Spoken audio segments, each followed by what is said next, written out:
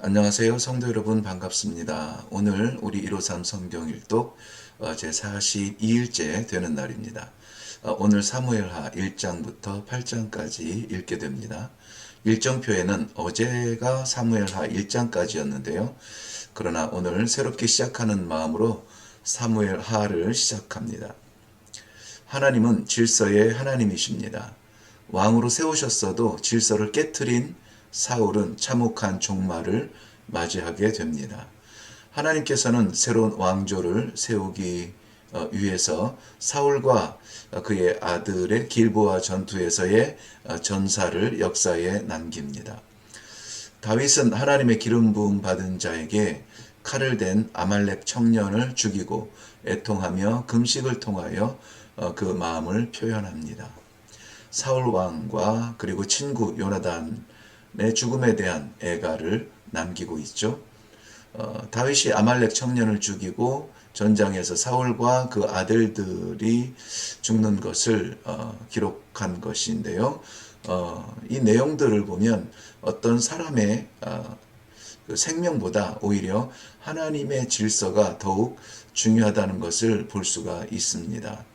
우리 각자의 자존감과 우리 각자의 꿈과 생명도 귀하지만 하나님의 질서가 먼저입니다. 사무엘하 2장입니다.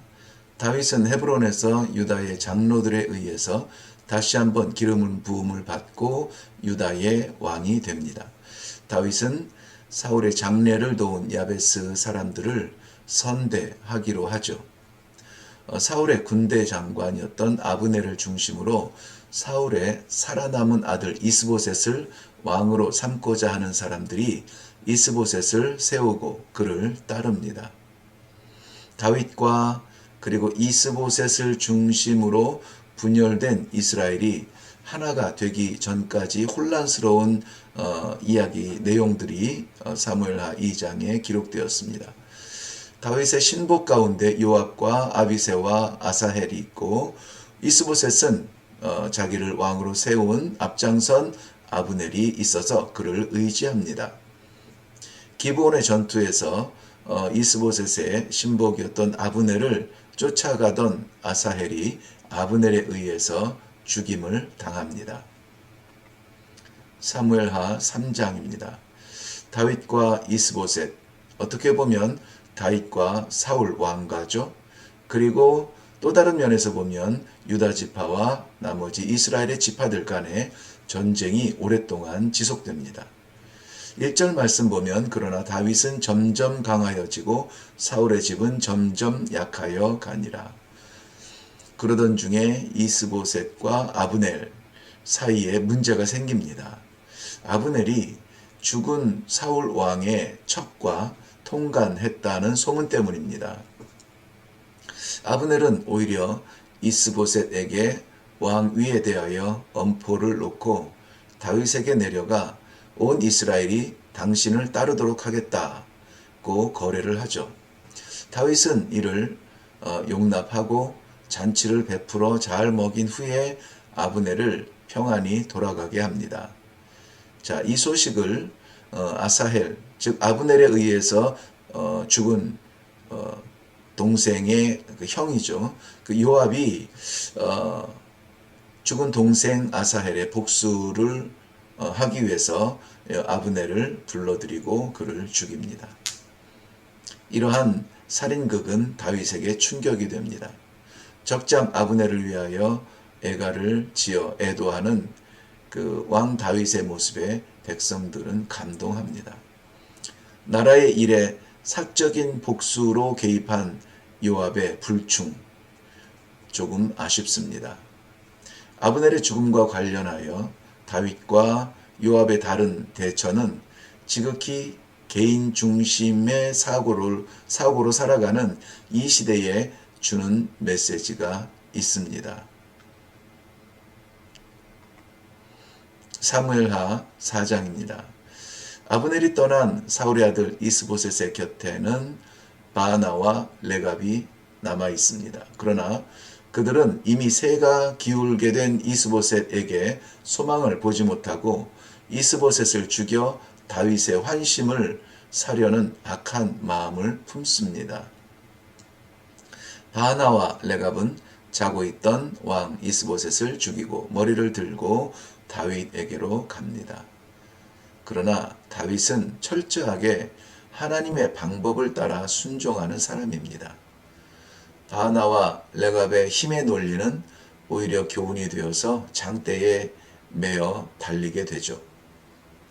다윗의 진실을 알지 못하면 이처럼 엉뚱한 시도를 할 수가 있습니다. 그 진실이란 무엇이냐면 다윗은 사람의 도움이 아니라 하나님의 도움이 다윗의 힘이라는 사실입니다. 우리의 힘은 무엇인가요?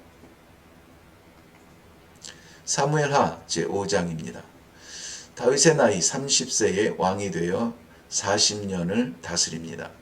헤브론에서 유다의 왕으로 7년 6개월을 다스렸고 그 다음에 온 이스라엘이 통합되어서 이스라엘 왕으로 33년을 다스리게 된 것입니다. 왕이 된 다윗을 대면하는 사람들이 있습니다. 다윗에게 기름 부어 왕으로 세운 그리고 여전히 왕으로 섬기는 모든 장로들과 백성들이 있죠.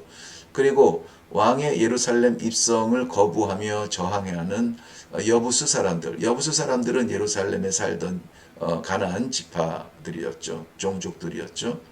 그리고 왕의 기세를 언제든지 꺾으려고 전쟁을 일으키는 블레셋 사람들입니다. 이런 다양한 사람들, 그러한 가운데 서 있는 다윗, 10절 말씀에 보면 만군의 하나님 여호와께서 함께 계시니 다윗이 점점 강성하여 가니라. 방해하는 사람이 있어도 어려움이 있어도 그리고 돕는 사람이 곁에 있어도 사람에 의한 강성함이 아니라 여호와께서 함께 계셔서 다윗은 점점 강성하여 가는 것이었습니다. 네, 사무엘하 6장입니다. 다윗의 불안한 조각 왕권, 이것은 유다 지파만의 왕을 이야기한 건데요. 조각 왕권이 헤브론에서 시작되었죠. 하나님께서는 다윗을 세우셔서 유다 지파를 넘어 이스라엘을 다스리는 왕이 되게 하셨습니다. 방해와 장애 있었지만 그의 나라는 점점 강성하여 갔다 말씀을 나눴습니다. 하나님의 나라와 통치가 이루어져 가는 모습입니다. 자, 이제 부흥 강국으로 가면은 되죠. 그런데 그 사이에 나라를 세우고 나라가 부흥 강국이 되어지는 사이에 반드시 있어야 하는 것이 있습니다. 사람이 아니라 하나님의 말씀, 즉 여호와의 법궤였습니다. 다시 말씀드리면 나라를 세운 건국과 나라가 강해지는 번성, 그 사이에 반드시 있어야 될 것, 여호와의 법궤가 제 자리를 잡는 것이었습니다. 이것은 선택이 아니라 반드시 그래야만 했습니다. 오죽하면 여호와의 법궤가 예루살렘으로 돌아오는 모습을 보며 다윗이 기뻐서 춤을 추다가 조롱까지 당합니다. 그래도 그래야 합니다. 여호와의 말씀, 여호와의 법궤가 중심이 되어야 합니다. 사무엘하 7장입니다.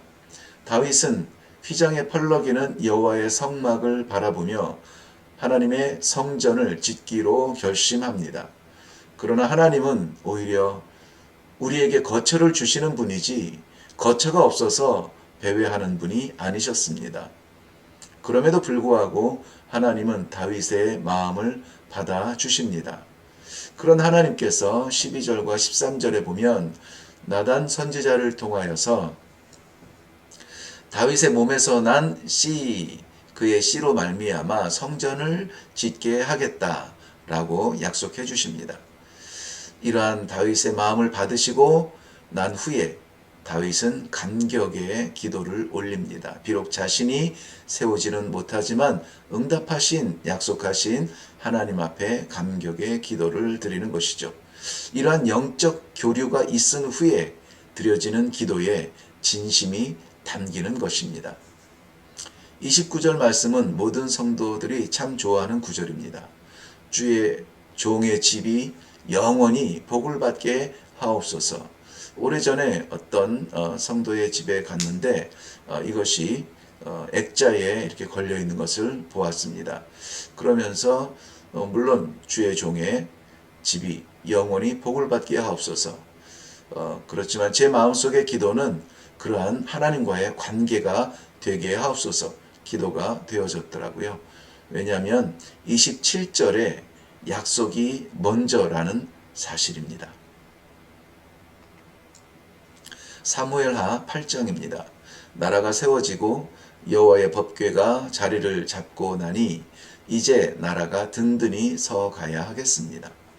다윗은 여전히 방해하고 장애가 되려는 블레셋과 모압과 소바왕 하닷에셀과 이를 도우러 온 아람과의 계속되는 전쟁에서 계속되는 승리를 거두게 됩니다.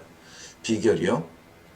6절 하반절에 보면 다윗이 어디로 가든지 여호와께서 이기게 하시니라 이렇게 기록하였습니다.